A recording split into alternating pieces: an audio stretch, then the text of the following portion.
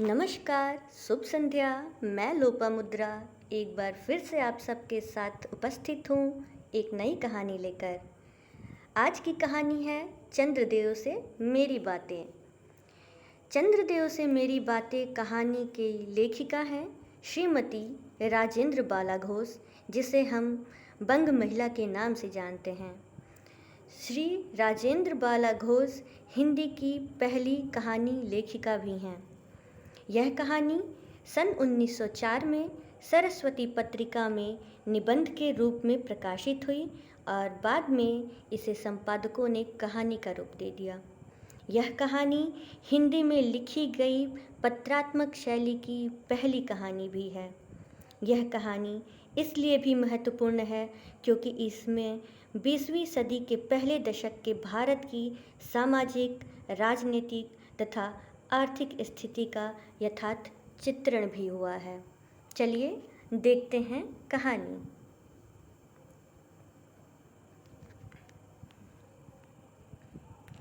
भगवान चंद्रदेव, आपके कमलवत कोमल चरणों में इस दासी का अनेक बार प्रणाम। आज मैं आपसे 2-4 बातें करने की इच्छा रखती हूँ। क्या मेरे प्रश्नों का उत्तर आप प्रदान करेंगे? कीजिए, बड़ी कृपा होगी। देखो, सुनी अनसुनी सी मत कर जाना, अपने बड़प्पन की ओर ध्यान देना। अच्छा, कहती हूँ, सुनो।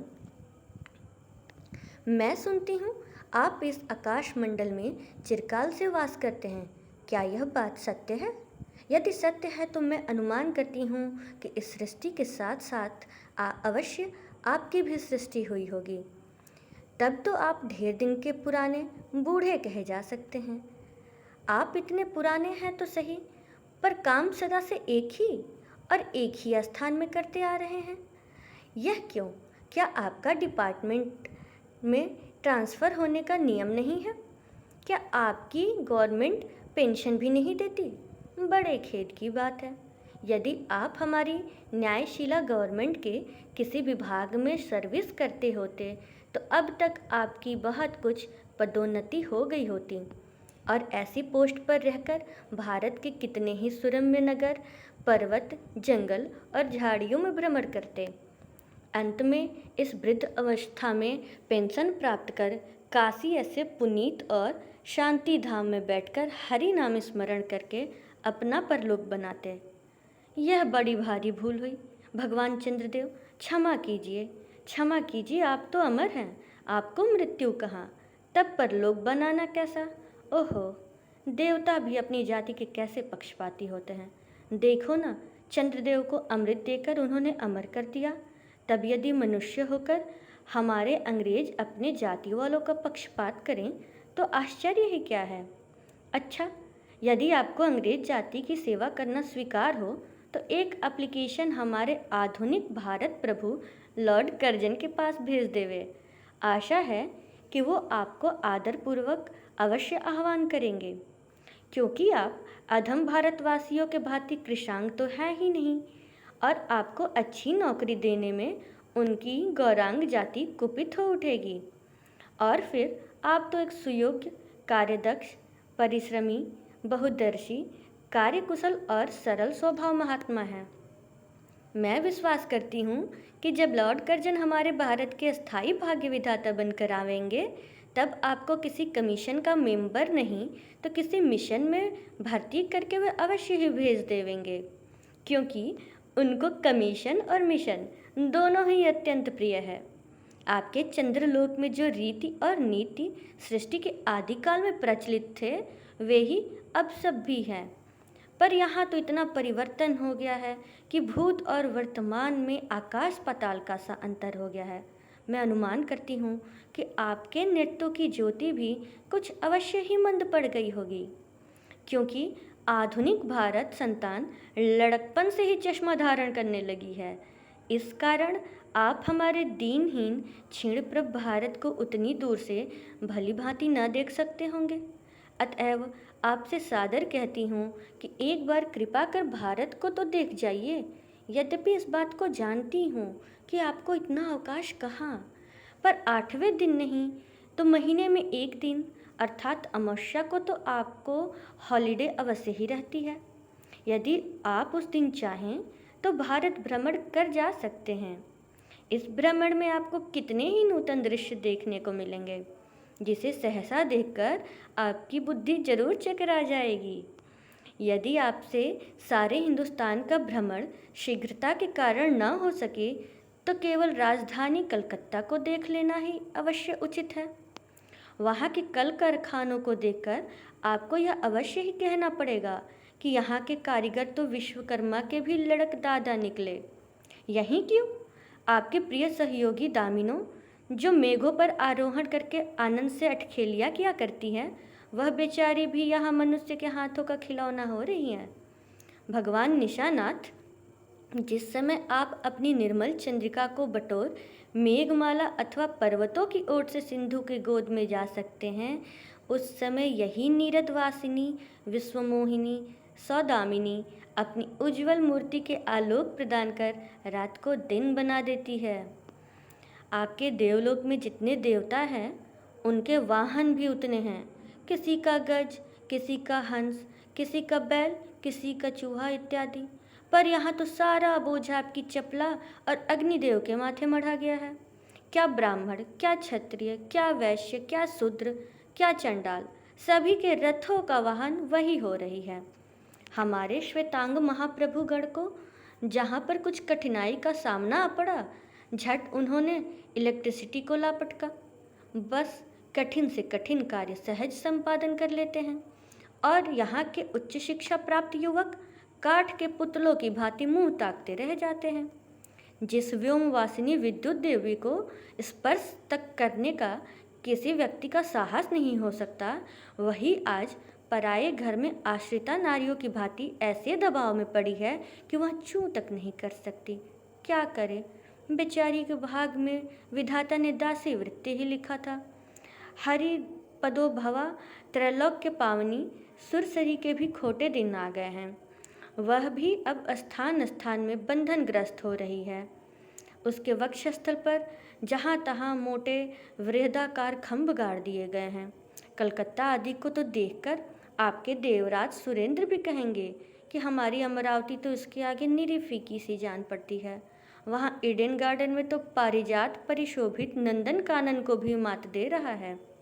वहाँ के विश्वविद्यालय के विश्वश्रेष्ठ पंडितों की विश्वव्याधिनी विद्या को देखकर वीणापाड़ी सरस्वती देवी भी कहने लग जाएंगी कि निस्संदेह इन विद्या दिग्गजों की विद्या चमत्कारिणी है। वहीं के फोर्ट विलियम के फौजी सामान को देखकर आपके देव सेनापति कार्तिकेय बाबू के भी छक्के छूट जाएंगे, क्योंकि देव सेनापति महाशय देखने में खास बंगाली बाबू से जचते हैं और उनका वाहन भी एक सुंदर मयूर है। बस इससे उनके वीरत्व का भी खूब परिचय मिलता है। वहाँ के मिंट को देखकर सिंधु तनया आपके प्रिय सहोदरा कमला देवी तथा कुबेर भी अचकचा जाएंगे। भगवान चंद्रदेव इन्हीं सब विश्वमयत पादक अपूर्व दृश्यों का अवलोकन करने हेतु आपको सादर निमंत्रित तथा सविनय आहूत करती हूँ। संभव है कि यहाँ आने से आपको अनेक लाभ भी हो।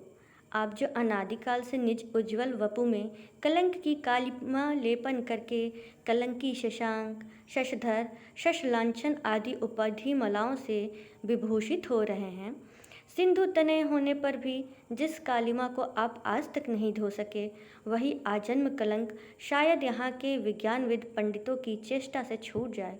जब बम्बई में स्वर्गीय महारानी विक्टोरिया देवी की प्रतिमूर्ति से काला दाग छुड़ाने में प्रोफेसर गज्जर महाशय फलीभूत हुए हैं, तब क्या आपके मुख की कालिमा छुड़ाने में वो फलीभूत न होंगे? शायद आप पर यह बात अभी तक विदित नहीं हुई कि आप और आपके स्वामी सूर्य भगवान पर जब हमारे भूमंडल की छाया पड़ती है, तभी आप लोगों पर ग्रहण लगता है। पर आप तो अब तक वही पुराना विश्वास बना हुआ है कि जब कुटिल ग्रह राहु आपको निगल जाता है तभी ग्रहण होता है। पर ऐसा थोथा विश्वास करना आप लोगों की भारी भूल है। अतः हे देव, मैं विनय करती हूँ कि अब आप अपने हृदय से इस भ्रम को जड़ से उखाड़ कर फेंक दें। अब भारत में न तो आपके और न आपके स्वामी भुवन भास्कर सूर्य महादेव के ही वंशधरों का साम्राज्य है, और न ही अब भारत की वह शस्य श्यामला स्वर्ण प्रसूता मूर्ति ही है। अब तो आप लोगों के अज्ञात एक अन्य द्वीपवासी परम शक्तिमान गौरांग महाप्रभु इस सुविशाल भारतवर्ष का राज्य वैभव भोग रहे हैं। अब तक मैंने जिन बातों का वर्णन आपसे स्थूल रूप में किया है, वह सब इन्हीं विद्या विशारद गौरांग प्रभुओं के कृपा कटाक्ष का परिणाम है। यूँ तो यहाँ प्रतिवर्ष पदवीदान के समय कितने ही राज्य विहीन राजाओं की सृष्टि हुआ करती है, पर आपके वंशधरों में जो 2-4 राजा महाराजा नाम मात्र के हैं भी, वह काठ के पुतलों की भांति हैं। जैसे उन्हें उनके रक्षक नचाते हैं, वैसे ही वे नाचते हैं। वे इतनी भी जानकारी नहीं रखते कि उनके राज्य में क्या हो रहा है, उनकी प्रजा दुखी है या सुखी।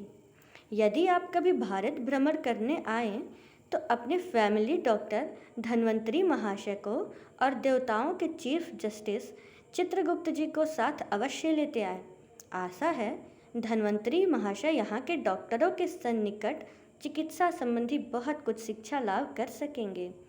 यदि प्लेग महाराज आपके चंद्रलोक या देवलोक में घुस पड़े, वहाँ से उनको निकालना कुछ सहज बात न होगी। यही जब चिकित्सा शास्त्र के बड़े बड़े पारदर्शी उन पर विजय नहीं पा सकते, तब वहाँ आपके देवलोक में जड़ी बूटियों के प्रयोग से क्या होगा। यहाँ के इंडियन पीनल कोड की धाराओं को देखकर चित्रगुप्त जी महाराज अपने यहाँ की दंड विधि को बहुत कुछ सुधार सकते हैं, और यदि बोझ न हो तो यहाँ से वो 2-4 टाइपराइटर भी खरीद ले जाएं। जब प्लेग महाराज के अपार अनुग्रह से उनके ऑफिस में कार्य की अधिकता हुए, तब उनसे उनकी राइटर्स बिल्डिंग के राइटर्स के काम में बहुत सुविधा होगी और सहायता पहुंचेगी। वे लोग 2 दिन का काम 2 घंटों में कर डालेंगे। अच्छा, अब मैं आपसे विदा होती हूँ।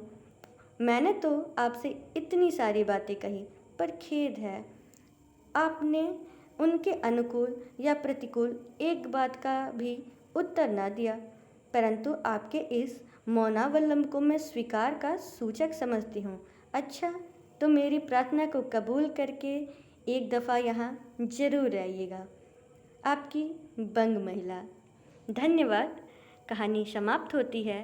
मैं आशा करती हूँ कि आप सबको ये कहानी अच्छी लगी होगी। धन्यवाद, शुक्रिया, नमस्कार।